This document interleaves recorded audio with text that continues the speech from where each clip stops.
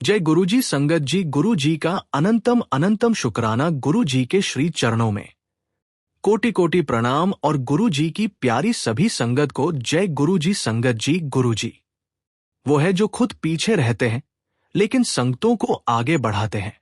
वो खुद नाम से दूर रहते हैं लेकिन अपने नाम से चमत्कार कराते हैं। उनका कोई दावा नहीं लेकिन उनकी कृपा हर कोने में फैली है। उन्होंने अपने होने का कभी शोर नहीं मचाया लेकिन उनका असर जीवन के हर कोने में महसूस होता है।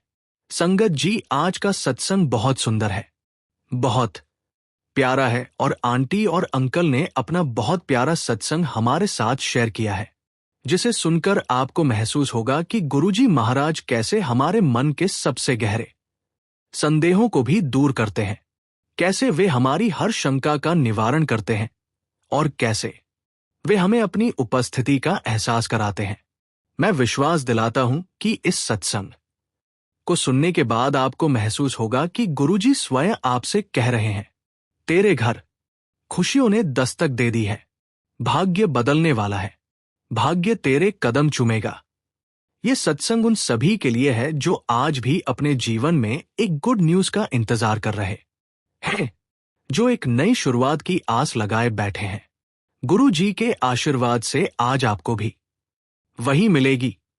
मैं आप सभी से रिक्वेस्ट करता हूं, सत्संग अंत तक सुने, पूरा सुने, पूरे भक्ति भाव के साथ सुने और सत्संग को बिल्कुल भी अधूरा ना छोड़े और चैनल को सब्सक्राइब जरूर कीजिए।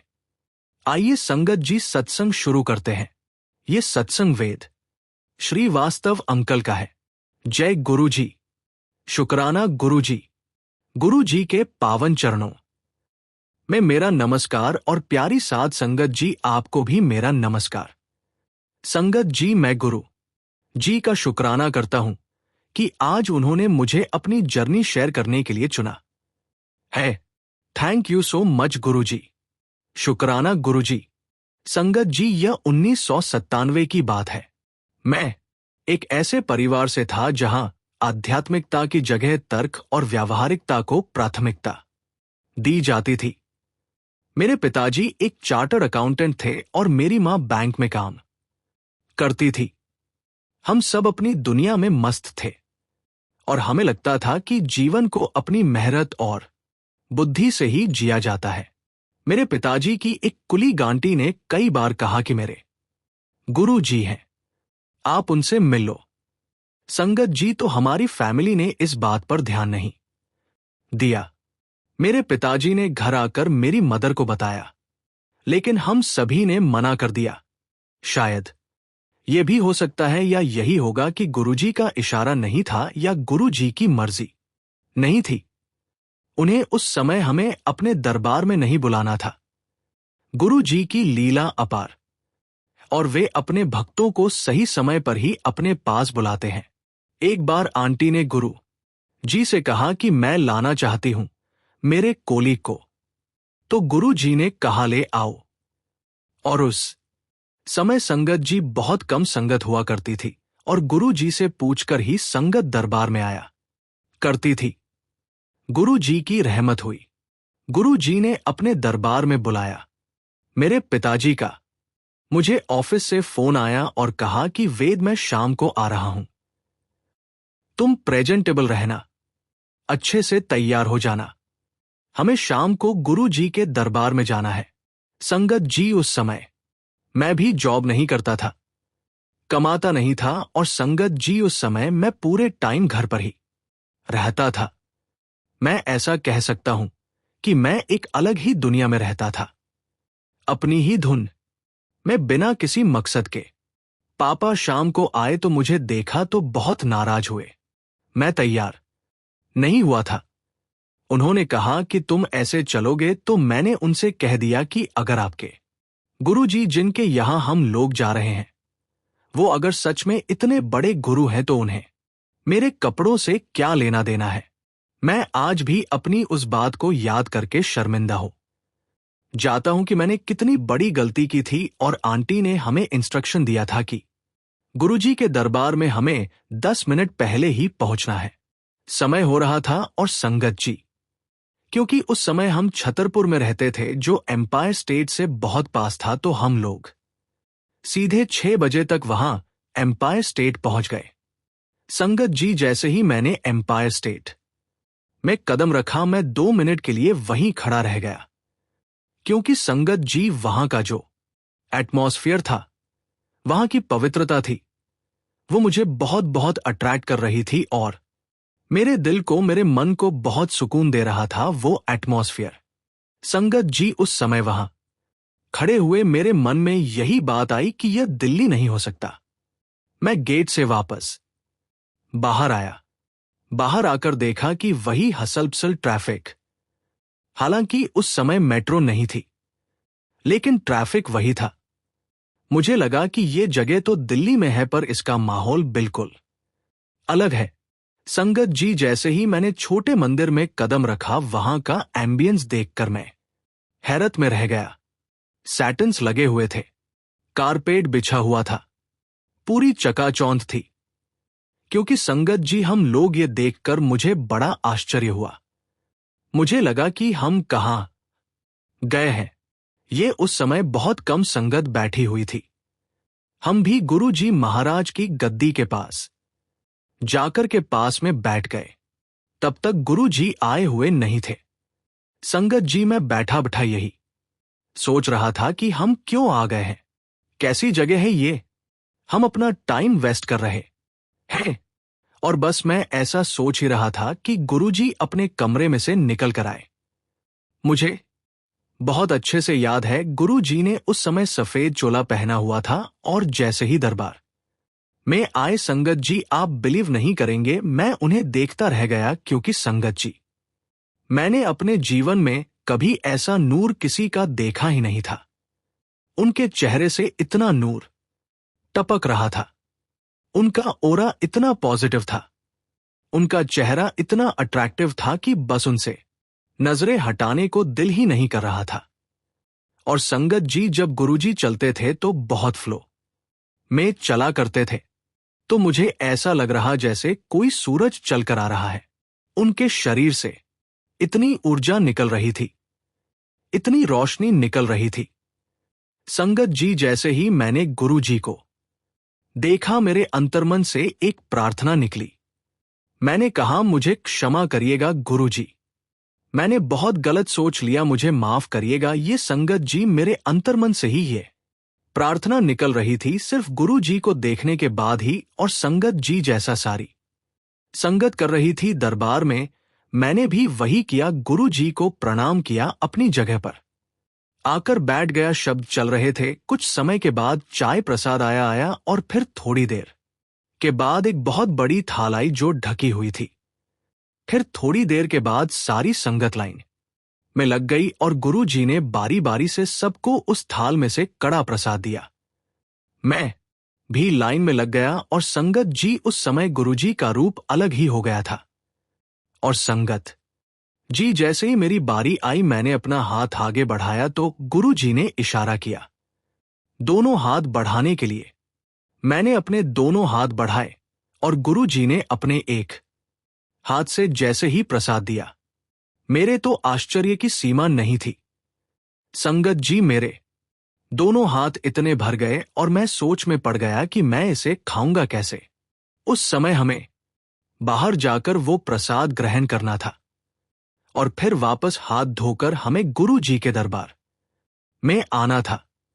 तो संगत जी, प्रसाद लेकर मैं, पापा और आंटी जो हमारे साथ आई थी, हम लोग बाहर चले गए और मैं देख रहा हूं कि सारी संगत दोनों हाथों को ऊपर उठा के अपने मुंह से ही खाना शुरू कर रहे हैं, यानी कि हाथ से नहीं ले रहे हैं, क्योंकि हाथ अगर हम मूवमेंट करते तो प्रसाद गिर जाता।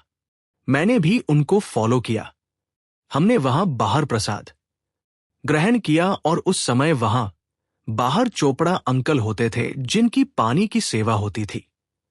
संगत जी, हम लोगों ने प्रसाद खत्म किया, हाथ धोए और हम लोग अंदर लाइन में लग गए। और जब हम आगे बढ़े गुरुजी के पास तो आंटी ने जो हमें लेकर आई थी, बहुत डरते डरते गुरु जी से कहना चाहा कि मैं अपने कोलीग को लेकर आई हूं। संगत जी, आंटी बहुत समय से गुरु जी के पास जा रही थी, लेकिन फिर भी कोई फॉर्मेलिटी नहीं थी। सारी संगत बहुत डिसिप्लिन में रहती थी। वहां आवाज नहीं होती थी। बहुत कायदा रहता था गुरुजी का, और बहुत ऐसा नहीं कि गुरुजी के पास आप लंबे समय से आ रहे हैं तो कुछ भी बात करना शुरू कर दोगे, कभी भी नहीं।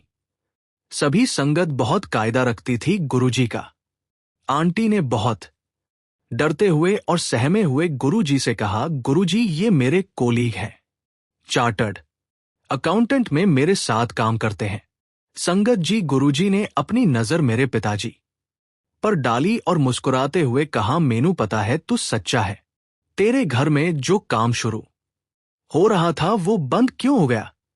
मैं जानता हूं तूने अपनी अकल नाल सब कुछ करन दी कोशिश की थी, पर कुछ नहीं होया। मेरे पिताजी के चेहरे का रंग उड़ गया। संगत जी, गुरु जी की बात सुनकर हम सब हैरान थे। हमें लगा कि गुरु जी को ये बात कैसे पता चली।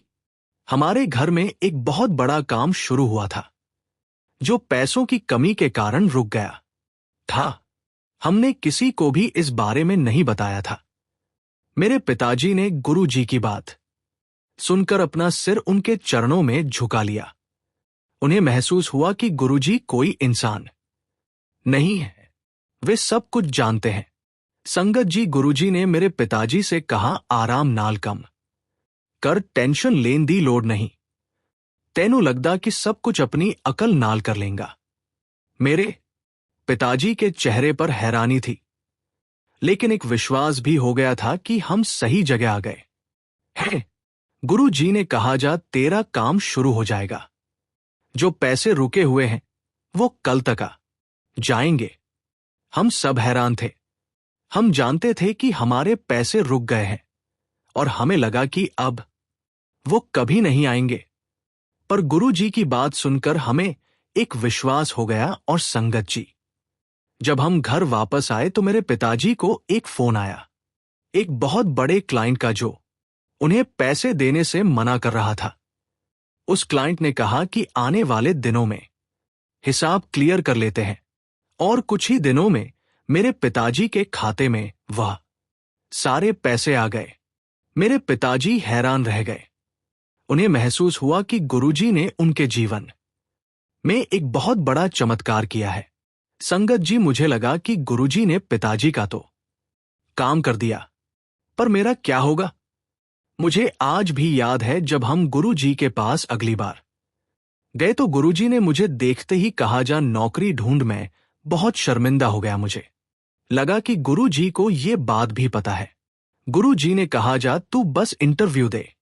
मैं हैरान था।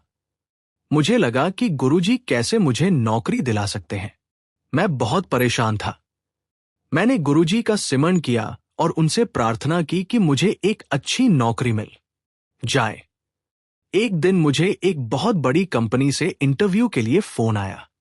मैं बहुत डर गया था, पर मैंने हिम्मत की और इंटरव्यू देने चला गया। और संगत जी, आप बिलीव नहीं करेंगे, मुझे वो नौकरी मिल गई। मैं हैरान था। मुझे लगा कि गुरुजी ने मेरे जीवन में एक बहुत बड़ा चमत्कार किया है। मेरी सैलरी भी बहुत अच्छी थी और मुझे लगा कि गुरुजी ने मेरे लिए एक बहुत ही अच्छा रास्ता खोला है। संगत जी, मेरे पिताजी का काम हो गया था। मुझे नौकरी मिल गई थी, पर मेरी मां की तबीयत ठीक नहीं रहती थी। उनके घुटनों में दिक्कत थी।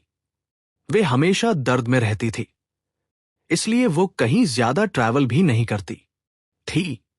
बस बैंक से घर और घर से बैंक, और हम सब बहुत दुखी थे। हमने बहुत से डॉक्टरों को दिखाया, पर कोई आराम नहीं आया। एक दिन हम गुरुजी के पास गए। मेरी मां ने गुरुजी को अपनी परेशानी बताई। गुरुजी ने उन्हें कहा, हो तेनू कोई तकलीफ नहीं है, तू चिंता मत कर। और फिर गुरुजी ने उन्हें अपने हाथों से चाय प्रसाद दिया। मेरी मां ने वो प्रसाद पी लिया और उन्हें बहुत अच्छा लगा। और अगले ही दिन संगत जी, मेरी मां का दर्द पूरी तरह से ठीक हो गया। उन्हें लगा कि गुरु जी ने उनके जीवन में एक बहुत बड़ा चमत्कार किया है। उन्हें लगा कि गुरु जी कोई साधारण इंसान नहीं है, वे भगवान है। मेरी मां अब बिल्कुल ठीक है और वे गुरु जी की परम संगत बन गई है। संगत जी, मैंने अपनी सारी चिंताएं गुरु जी के चरणों में छोड़ दी और मैं सिर्फ उनका शुक्राना करने लगा। मुझे लगा कि अगर गुरु जी मेरी एक छोटी सी इच्छा को पूरा कर सकते हैं, तो वे मेरी हर बड़ी इच्छा को भी पूरा कर सकते हैं। मैंने अब उनसे छोटे छोटे चमत्कार नहीं मांगे, बल्कि उनसे अपनी जिंदगी के लिए सबसे बड़ी ब्लेसिंग मांगी, शांति, संतोष और गुरु जी के चरणों में रहने का सौभाग्य। संगत जी, गुरु जी ने मेरे पिताजी को एक नया रास्ता दिखाया। संगत जी, शब्द सीमित है, भाव भी कम पड़ जाते हैं, लेकिन जब मन से गुरु जी की महिमा गाई जाती है तो वही भाव उनके चरणों तक पहुंच जाते हैं। गुरु जी हर उस शख्स के लिए रास्ता बनाते हैं जो सच में बदलना चाहता है। उनके साथ जुड़ने के बाद कोई भी वैसा नहीं रहता जैसा पहले था। भीतर कुछ पिघलता है, कुछ जागता है, कुछ नया बनता है। संगत जी, मेरा पूरा परिवार अब गुरु जी के साथ गहराई से जुड़ा हुआ है। संगत जी, गुरु जी की एक कृपा से जीवन में ऐसा बदलाव आता है जो वर्षों की मेहनत से भी नहीं सकता। उनके दिए हुए वचन जीवन भर की सीख बन जाते हैं। जब वह कहते हैं, पुत्र मैं तेरे साथ हूं, तो लगता है जैसे किसी ने सारा बोझ उतार लिया हो। उनकी याद से ही आंखें भर आती है और उनकी कृपा से ही जीवन खिल उठता है। संगत जी, ये सब मेरे गुरु जी महाराज की असीम कृपा और बख्शिश के कारण है। गुरु जी महाराज कहते हैं, तेरे घर खुशियों ने दस्तक दे दी है। भाग्य बदलने वाला है। भाग्य तेरे कदम चूमेगा पुत्र। संगत जी, तो ये केवल शब्द नहीं होते, ये भविष्य की गूंज होती है। वह दिव्य घोषणा होती है जो आत्मा की गहराइयों तक उतरती है। यह वाक्य उस क्षण का प्रतीक होता है जब गुरु जी ने किसी भक्त के जीवन की पीड़ा, संघर्ष और सुनेपन को अपने आशीर्वाद से भर देने का संकल्प कर लिया हो। खुशी उन्हें दस्तक दे दी है। इसका मतलब यह नहीं कि खुशी आ रही है, बल्कि वे दरवाजे पर पहुंच चुकी है। बस तू खोलने को तैयार हो जा। ये वो अवस्था है जब अंतरात्मा ने गुरुजी की कृपा को स्वीकार कर लिया हो और अब जीवन में जो भी अभाव था वो भरने जा रहा हो। भाग्य बदलने वाला है। ये उस समय की ओर संकेत है जब तेरे कर्मों का पहिया नई दिशा में घूमने जा रहा है। जहां पहले सिर्फ रुकावटें थी, वहां अब रास्ते बनेंगे। जहां पहले नकारात्मकता थी, वहां अब प्रकाश फैलेगा। ये वो मोड़ होता है जब तेरा दुर्भाग्य तेरे सौभाग्य में बदलने को आतुर होता है। बस एक गुरु वचन से भाग्य तेरे कदम चूमेगा। पुत्र, इसका अर्थ है कि अब तू भाग्य का इंतजार नहीं करेगा, अब भाग्य तेरा इंतजार करेगा। अब तेरे द्वारा लिए गए हर कदम पर विजय की छाया होगी। अब जो काम तू करेगा उसमें अड़चन नहीं, आशीर्वाद साथ चलेगा। ये वचन तेरे आत्मबल को जगा देता है और बताता है कि तू कोई साधारण आत्मा नहीं। गुरु जी की कृपा से संचित वो भाग्यवान है जिसके चरणों में अब संसार की हर सफलता झुकेगी। तो जब गुरु जी ऐसा वचन देते हैं, वह चेतावनी नहीं, निमंत्रण होता है कि अब अपनी सोच बदल, विश्वास से भर जा और उनके चरणों से जुड़कर वो सब पा जो अब तक तेरे भाग्य से दूर था। संगत जी, शुक्राना। गुरु जी आप जैसा कोई नहीं। आप हमारे जीवन का प्रकाश है, हमारी आत्मा का आधार है और हमारे अस्तित्व का सबसे पवित्र भाग है। मैं अगला सत्संग जल्दी ही शेयर करूंगा। शुक्राना गुरु जी, लख लख शुक्राना आपका। जय गुरु जी। संगत जी, अगला सत्संग हम गुरु जी की प्यारी और ब्लेस्ड संगत सुषमा गुप्ता आंटी का सुनेंगे। चलिए सत्संग शुरू करते हैं। जय गुरु जी। शुक्राना गुरु जी। सभी संगत को मेरा जय गुरु जी। संगत जी, हम बहुत बहुत किस्मत वाले हैं कि गुरुजी महाराज ने आज हमें चुना है अपनी बढ़ियाई करने के लिए। शुक्राना गुरुजी, आपका लख लख शुक्राना। संगत जी, गुरुजी की महिमा को शब्दों में बांधना समुद्र को सीप में समेटने जैसा है। फिर भी जो दिल से महसूस किया है वो भावों के माध्यम से कहने की कोशिश करूं तो यही कहूंगा कि गुरुजी केवल एक नाम नहीं है, वो एक अनुभव है, एक चेतना है, एक करुणा की अविरल धारा है जो बिना कहे बहती जाती है, और जहां भी बहती है वहां जीवन में अमृत घुल जाता है। संगत जी, मेरा नाम सुषमा गुप्ता है और ये 2000 की बात है। मैं गुरुजी के बारे में बहुत कम जानती थी और मेरा विश्वास गुरुओं पर नहीं था। मेरे अंकल के व्यापार में बहुत उतार चढ़ाव चल रहे थे, जिसकी वजह से वे बहुत डिप्रेशन में थे। हम सब बहुत परेशान थे, पर हमें कोई रास्ता नहीं दिख रहा था। संगत जी, 2000 में गुरुजी की माताजी ने डगरी में एक पाठ रखा हुआ था और कुछ ही संगत को वहां जाना अलाउड था, जो मेरी भाभी थी।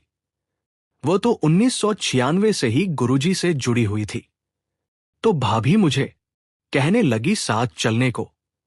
मैंने कहा घर में पूछ लेती हूं एक बार अपने अंकल से। मुझे पता था वो मुझे मना कर देंगे, क्योंकि मेरे अंकल के बिजनेस में बहुत अप्स एंड डाउन्स चल रहे थे, जिसकी वजह से मेरे अंकल बहुत डिप्रेशन में भी थे। मैं बहुत चिंतित थी, पर मैंने उनसे पूछ लिया। जिस दिन जाना था उसके एक दिन पहले भाभी ने मुझे फोन किया और कहा कि सुषमा, अगर तुम्हें डुगरी जाना है तो सुबह 4 बजे मेरे घर आ जाना। और संगत जी, मेरे अंकल ने सुना। उन्होंने कहा कि चलो हो आओ। मैं बहुत हैरान थी, क्योंकि मुझे लगा था कि वे मना कर देंगे।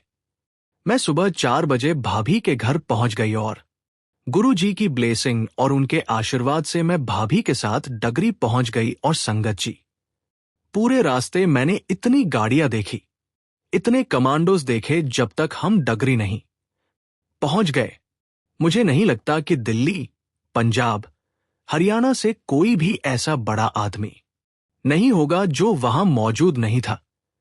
संगत जी, जैसे ही हम लोग डगरी गए, भाभी अंदर चली गई।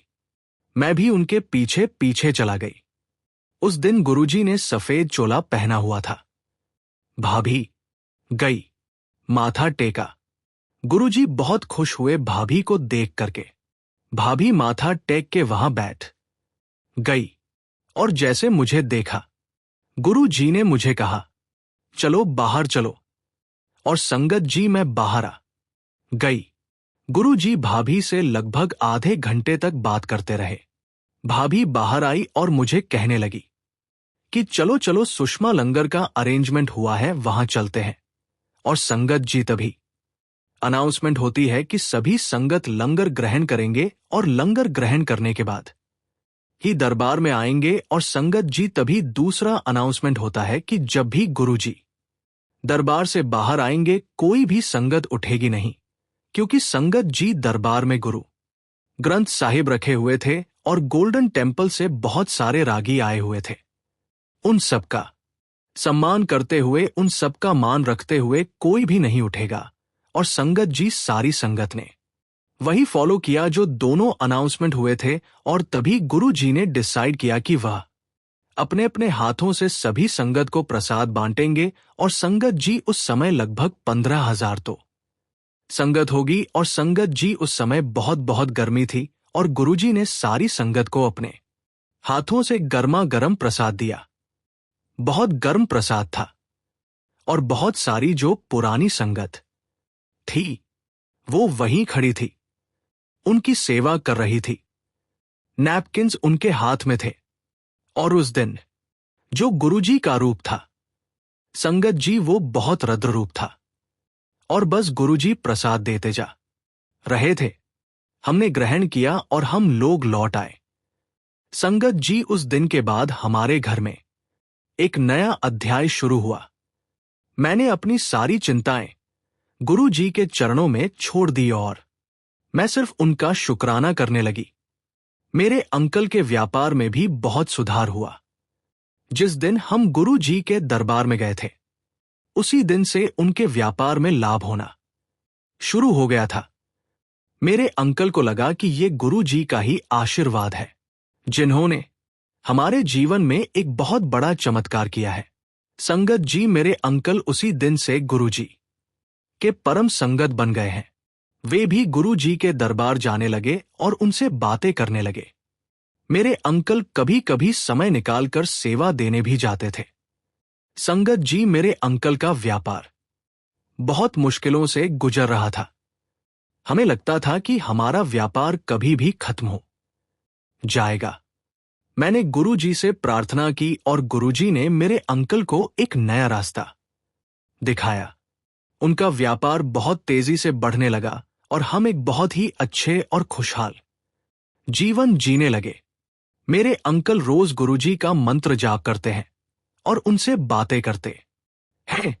उन्हें लगता है कि गुरुजी हमेशा उनके साथ हैं और वे उनकी हर बात जानते हैं। संगत जी, उनकी मुस्कान में संसार का सुख समाया है और उनकी चुप्पी में अनंत उत्तर छुपे हैं। जो भी उनके सामने नतमस्तक होता है, उसकी किस्मत की रेखाएं तक झुक जाती है। संगत जी, मेरा पूरा परिवार गुरु जी से जुड़ा हुआ है। उनका स्पर्श तन को नहीं, आत्मा को स्पंदित करता है। उनका नाम ही एक ऐसी शक्ति है जो संकटों को सरल बना देती है, रोगों को विनष्ट कर देती है, और जिस जीवन में गुरु जी का नाम बस जाए वहां फिर अभाव नाम की कोई चीज नहीं बचती। संगत जी, गुरु जी वो उस पिता की तरह है जो बिना कहे संतान की हर पीड़ा को समझ लेते हैं, और उस मां की तरह है जो बिना मांगे हर जरूरत को पूरी कर देते हैं।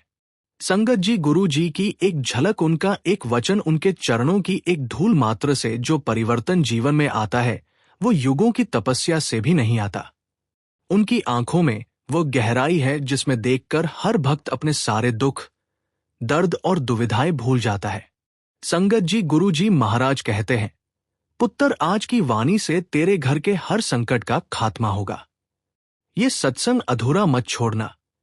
तो ये केवल कोई सामान्य कथन नहीं होता, बल्कि ये एक दिव्य भविष्यवाणी होती है, एक ऐसी घोषणा जो सीधे ईश्वरीय कृपा से निकलती है। ये वाक्य हमें ये बताता है कि आज का दिन केवल एक और दिन नहीं, बल्कि परिवर्तन का दिन है, बख्शीश का दिन है, चमत्कार का दिन है। आज की वाणी से इसका अर्थ है कि गुरुजी आज जो शब्द बोलेंगे वो केवल ध्वनि नहीं होंगे, वे शब्दबान होंगे जो तेरे जीवन के हर अंधकार, हर पीड़ा, हर रुकावट को काट देंगे। तेरे घर के हर संकट का खात्मा होगा। इसका मतलब है कि अब तक जो भी दरारें थी तेरे जीवन में, जो भी दुख, रोग, क्लेश या आर्थिक तंगी थी, गुरु जी की कृपा से वो समाप्त होने जा रही है। ये एक आश्वासन है कि आज की वाणी में शक्तिशाली ऊर्जा है जो तेरे जीवन की दिशा पलट देगी। और जब वह कहते हैं ये सत्संग अधूरा मत छोड़ना, तो इसका भाव है कि पूरी श्रद्धा, पूरे मन और संपूर्ण समर्पण से बैठ जा, क्योंकि ये कोई साधारण वाणी नहीं, ये तेरा भाग्य बदलने वाली वाणी है। गुरु जी जानते हैं कि किस पल, किस वाक्य में किसका भाग्य जुड़ रहा है, इसलिए वह चेतावनी नहीं, सतर्कता देते हैं कि तू एक पल को भी चूके नहीं। यह संदेश केवल सुनने के लिए नहीं, भीतर से ग्रहण करने के लिए है। जो इसे पूरी श्रद्धा से सुनता है उस पर वही होता है जो गुरु जी कहते हैं, हर संकट का खात्मा होता है और नई शुरुआत का सूरज उगता है। शुक्राना गुरु जी, जय गुरु जी। इसी के साथ संगत जी, मैं अपने सत्संग को विराम देती हूं, और जब भी गुरु जी महाराज मुझे आज्ञा देंगे, मैं अपना अगला शुक्राना सत्संग आप सभी के साथ शेयर करूंगी।